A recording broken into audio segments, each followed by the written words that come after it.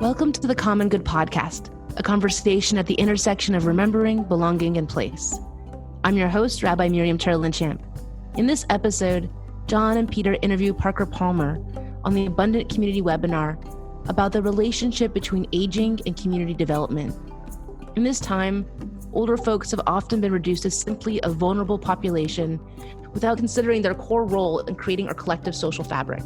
We hope this conversation reminds us all to identify aging as an asset. Here's Peter. Aging and community development, putting those together, that's an interesting. Could you start by saying a little more about what that evokes in your mind? I'm 78, as I believe you are, Peter, and John is a little bit our senior, but not much.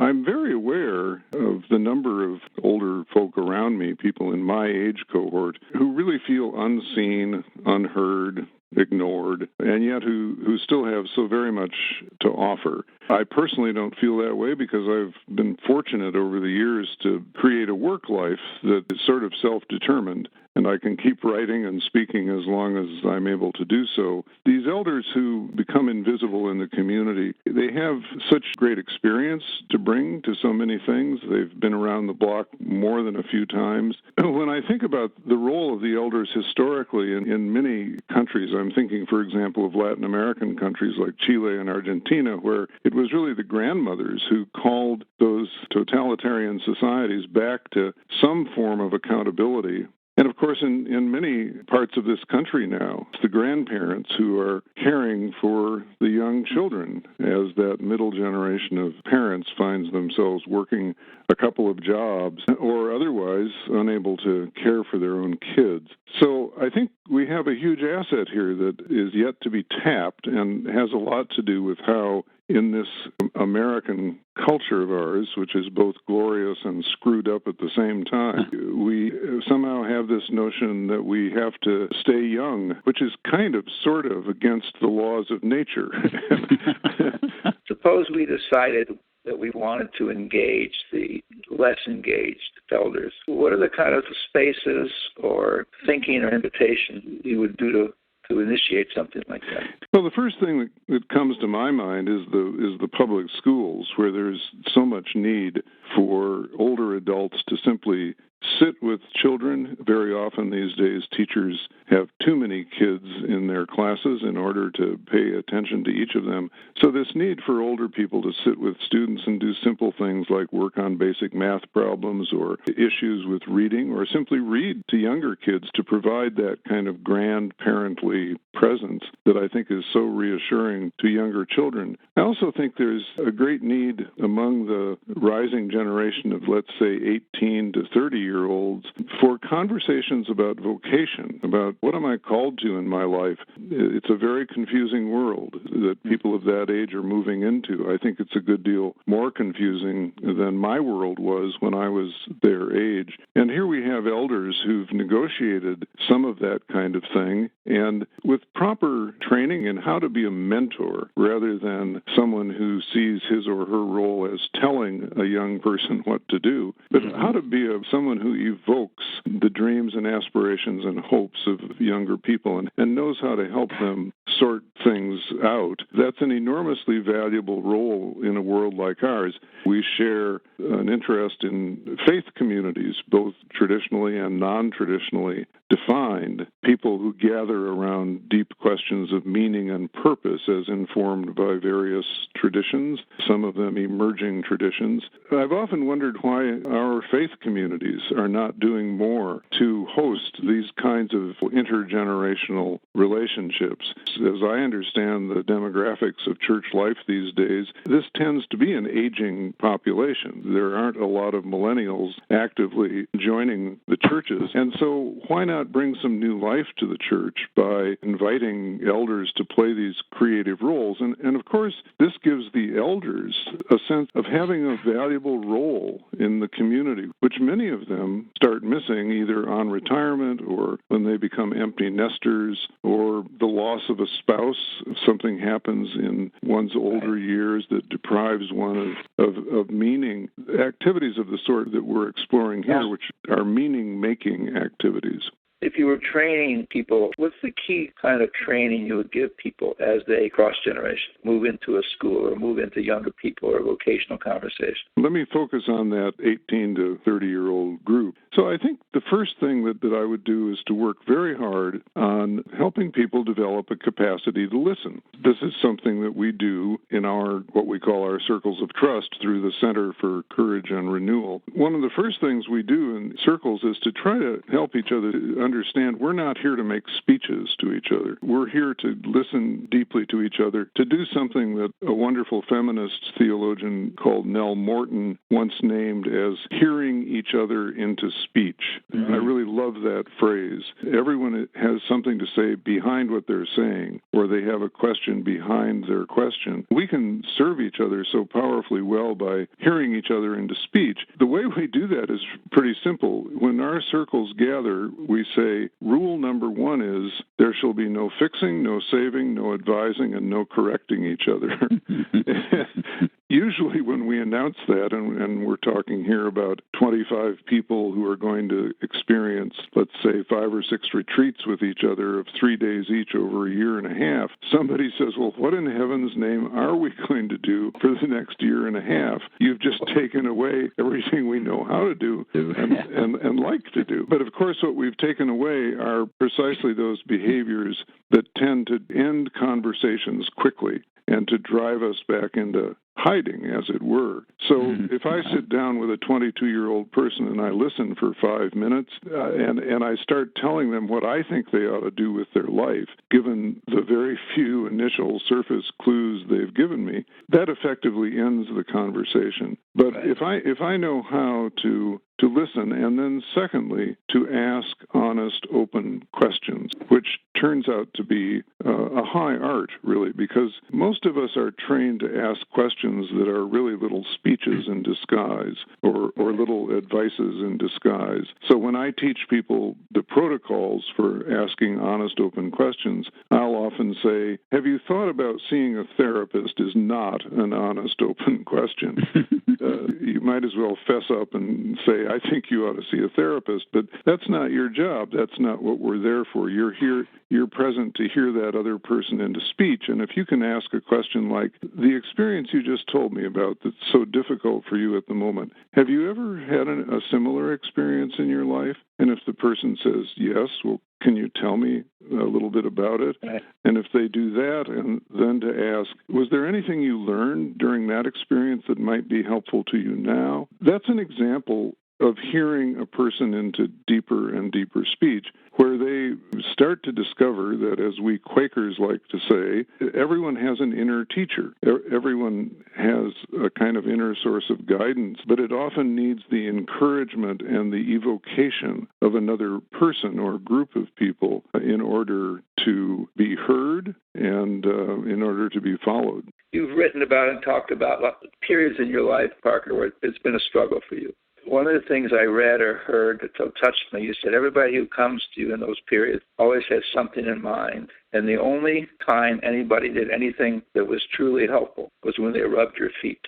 That was so touching to me. Could you talk a little bit about that? Because I think it's related to what you started with. Yeah, absolutely. And I really appreciate you picking up that reference, Peter. So I've written about the fact and spoken often about the fact that I've had 3 deep dives into clinical depression in the course of my adult life, the most recent one being when I was 65 years old, so about 13 years ago. A lot of people, of course, in this society suffer from depression or live with someone who does. So we're all interested in how do we make meaning out of the tough experiences of our lives. And one of my ways of making meaning is to try to understand those experiences well enough to put them at the service of other people, or at very least to sort of stand in solidarity with fellow sufferers. One of the most frequent things that happens when you're depressed is that people come by and tell you shouldn't be depressed, which, believe me, really isn't helpful. And they'll say things that actually leave you more depressed. They'll say, for example, but Parker, you're such a wonderful guy. Your writing and your speaking have helped so many people, and you've counseled with so many people. When they say that, the impact is now I've defrauded another person. if they knew what a horrible person I was, which is how you feel when you're depressed, they'd walk out of the room. They wouldn't ever want to talk with me again. So there's this sense of fraudulence that is very depressing. Or when someone says, you should really get out of your room where you have the shades pulled because you need the safety, and you should get outside and, feel the sun and look at the flowers and hear the birds, because that's all uplifting. You get more depressed because you know intellectually that it's supposed to be uplifting, but you can't feel an atom of that uplift or that encouragement in your body because your emotions are dead. So, as I've written, the one person who just in some ways saved my life during my first depression was a friend, a dear friend, a man I trusted who was a few years older than I. He asked my permission to do this, and every afternoon he came by like clockwork at 4 o'clock. He would always let me know if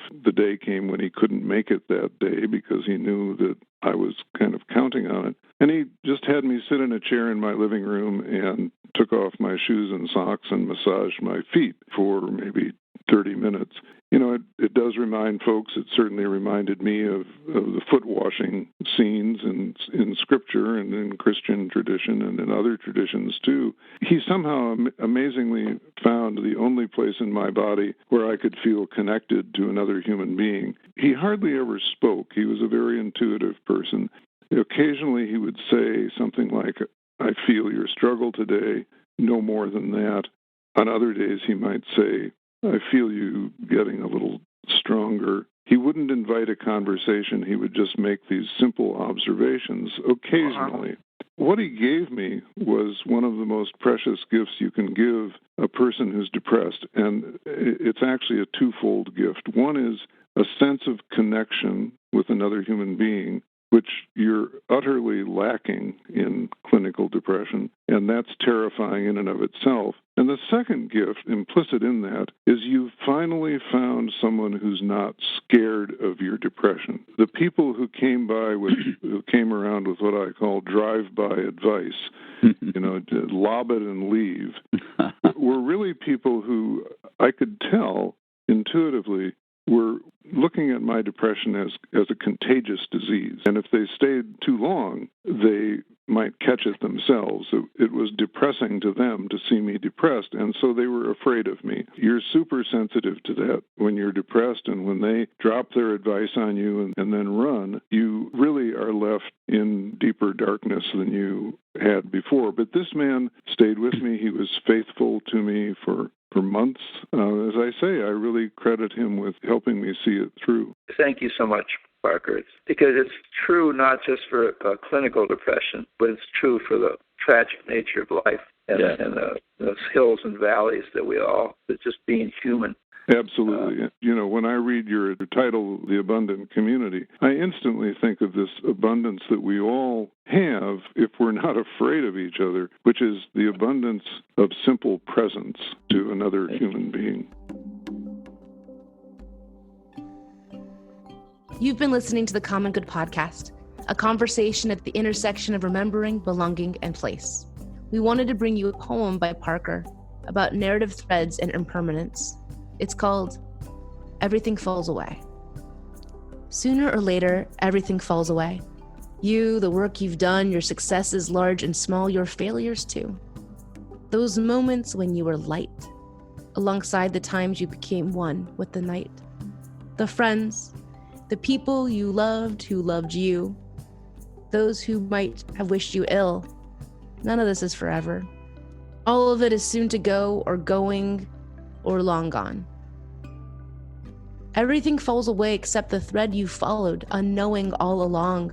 The thread that strings together all you've been and done, the thread you didn't know you were tracking until, towards the end, you see that the thread is what stays as everything else falls away. Follow that thread as far as you can, and you'll find that it does not end but weaves into the unimaginable vastness of life. Your life never was the solo turn it seemed to be. It was always part of the great weave of nature and humanity, as immensity we come to know only as we follow our own small threads to the place they merge with the boundless whole. Each of our threads runs its course, then joins in life together. This magnificent tapestry, this masterpiece in which we live forever. Now back to the conversation, as John begins to discuss how the assets that older people possess could be useful in weaving this magnificent tapestry. Let me suggest that at the current time, older people in general have had an experience that I think is an asset, and that is, I think that people who lived through, I would say, the last half of the last century tend to have had more sense of mutuality and collective life than the people who are here currently. A lot of reasons to explain that and a lot of research that identifies it. If you went to 1950 on a block in a city, you were likely to find some pretty useful and supportive connections that were there among the people there. I say that having organized on those blocks back then. Today, mostly you would go to a block and people would say, well, I don't really know my neighbors. I know two people next door. Also, in terms of collective experience, we didn't have the kind of separation of income because there was a collective sense in the workplace that we called union. Where we live and where we work, we had a set of mutual support relationships that I think have pretty well diminished. Now, the question is that experience an asset today? And if it is, how might it be manifested? That's a fascinating question, John, and I'm delighted for a chance to wrestle with it with both you and Peter. The conversation that I have in mind is one about, okay, we want some of that communalism back. We want to get that interdependence back, but the conditions are different. Right. So how do I hold my vision of possibility, which I've seen with my own eyes, together with the young person's struggle with a very different set of conditions, and how do we work together on the kind of social processes that might create the interdependent community that's possible today, rather than simply me sitting back as an old man and romanticizing the community of yore. Here's the example I have in mind that I've actually been working on in our work with young leaders and activists through the Center for Courage and Renewal. I spent most of the 1960s in Berkeley doing a PhD and, of course, being introduced to social movements and some great transformative events of human history. And in fact, it was the events of the 60s that sort of kicked me out of academia as a vocation. I mean, I finished my PhD, but by the end of the 60s, my heroes had been assassinated, the cities were burning, there was a horrific war raging. That's when I became a community organizer for the next 5 years in Washington, D.C., feeling that I wanted to use my sociology on the streets, that it would be put to better use there than in academia. So I've always been interested in social movements, and today I tune in, as I did several years ago, to the Black Lives Matter movement, of which I'm an absolute devotee, and I see this T-shirt that some activists are wearing that says, "This ain't your mama's civil rights movement."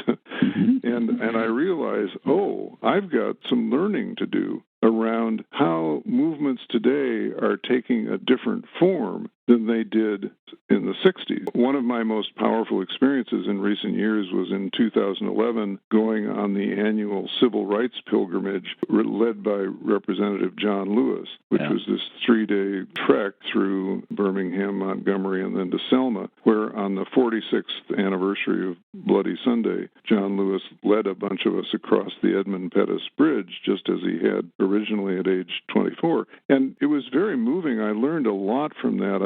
I was reminded of a lot that was important then and is still important today. But I was also reminded of the fact that at that time, television was relatively new, and we were not nearly as inured to violence on TV as we are today. And so America was watching, and America was scandalized by the brutality of Bloody Sunday. And within a few months of that march across the Edmund Pettus Bridge, Congress had passed the 1965 Civil Rights Act. I don't think that would happen today just by putting it on TV. I mean, everything's on TV, and not much happens out of it, right? The struggle when we talk about the 50s or 60s is that it can be felt as a kind of nostalgia. Whereas I think what you're saying, Parker, there's a moving forwardness that's not clear to us now. Any thoughts you have about history and memory and what's new and fresh? I think there's a lot to learn from the 60s. One thing, and some of it is negative lessons. This is another thing I deal with some of my younger colleagues, is that, back in the 60s, there were a lot of people, at least in Berkeley that I knew, who were convinced that we were going to change the world by the end of the decade. And when we didn't, they threw in the towel and went to work for Goldman Sachs. Some of us didn't.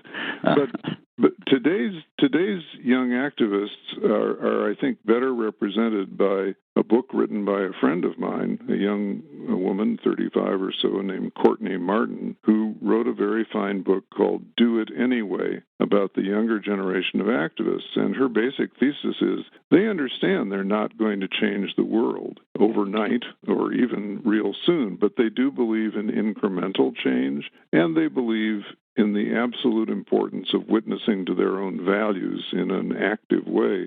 So they do it anyway. Well, that's a generational shift from where we were in the 60s, full of a kind of, I think, false optimism about how efficacious we were going to be, and then giving up when we weren't. That's the danger of false optimism, is you throw in the towel when it doesn't work out. There's also the danger of having to see results. Yeah. As a driver of your energy. And I've always felt lucky that I've never been burdened by the need to see outcomes from my efforts. That is good luck, man. All right. Thank you, Parker. You have such a beautiful language and poetry in expressing things. It's just a joy to listen to you and read you and know you're still out there. So thank you for that. Yeah, I want to thank Parker. I think the well from which he drinks is one his being commends to me, and it is the way of being a friend, which I think is another way of talking about the Quaker way of understanding the world. And Parker, it comes from you like water falling. It's just so clear that there is a source, and I want to appreciate that source. Well, thank you both so much. This really has been a conversation among friends, and I'm very grateful to have the opportunity. Happy to be here in this world with both of you good people. Thanks for listening. You can find more information about Parker and his work in the show notes. The Common Good is hosted by me, Rabbi Miriam Terlinchamp, and produced by the incredible Joy Taylor with music from Jeff Gorman.